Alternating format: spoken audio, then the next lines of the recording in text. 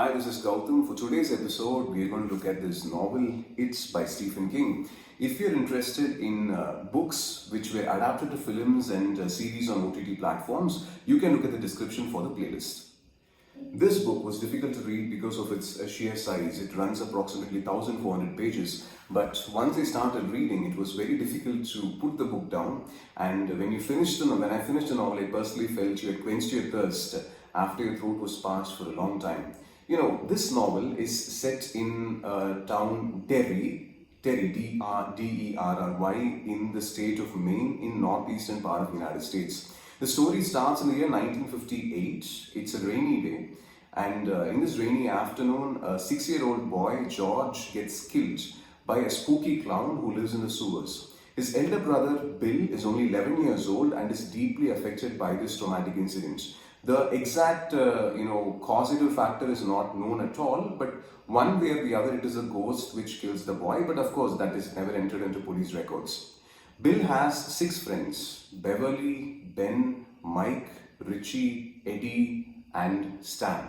Now, not just Bill, but these 6 friends also experience spooky horror kind of incidents, encounters with ghosts and fear-tickling incidents. And they are convinced that there is some sort of a ghost phenomenon which has affected each and every one of their lives. And in this childhood, at one point of time, they decide to take it on.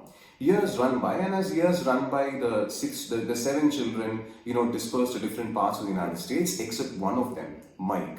Mike stays back in Derry, of course, and as time passes, the year is 1985, and in 1985, Mike is convinced that the murders and very negative events, homicides, are again increasing in Derry. And after intensive research in Derry Public Library, reading through the city's records, he comes to the conclusion that there is a murderous cycle which continues in this small town every 27 or 28 years. Equipped with this research, he called his childhood friends again, each and every one of them.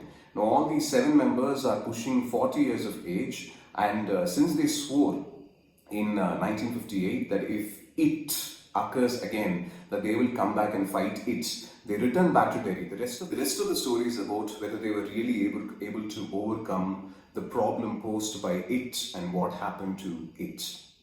Writing an epic, close to 1,400 pages, provides Stephen King with the opportunity to, sketch characters with incredible detail, and it's as if the characters get etched in your mind, and after a point of time, they become, they become real in flesh and bone, and it's as if you can feel what they think and feel how they will act, because there is this interplay on how they behaved in their childhood and how they are behaving right now in between 1958 and 1985, and you kind of become one with the characters, and you don't want any of them to get hurt.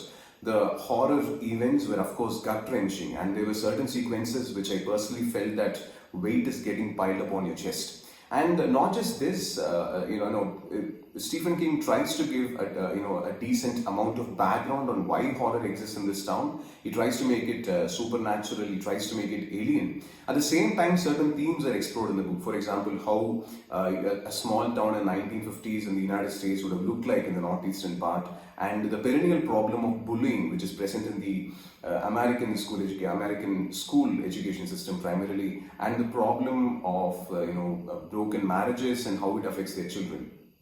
The author discusses some philosophical aspects too, like how minimalistic and easy life was when you're a child, that there is a sense of awe and wonder associated even with the simplest of things. And most of the things which a person does as a child is meaningless, but it gave the highest amount of happiness. And the so-called meaningful things which a person does when he turns into an adult really are immaterial, because eventually one faces death. So there are philosophical angles too, on this transition from childhood to adulthood.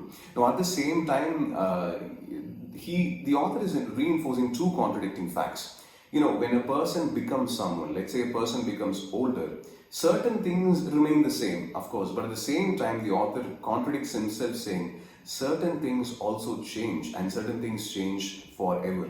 So the only possible flaw, if you ask me, I would again repeat, it's the size of the novel. So if you are in a difficult assignment in college, or you have some deadlines in the office, This is not a book to read because you'll have to invest a lot of time. But maybe it's the size again which helps the author to build rich characters which will continue to stay in your mind maybe forever. So that's the review of it, and meet you with the next review soon. Bye for now.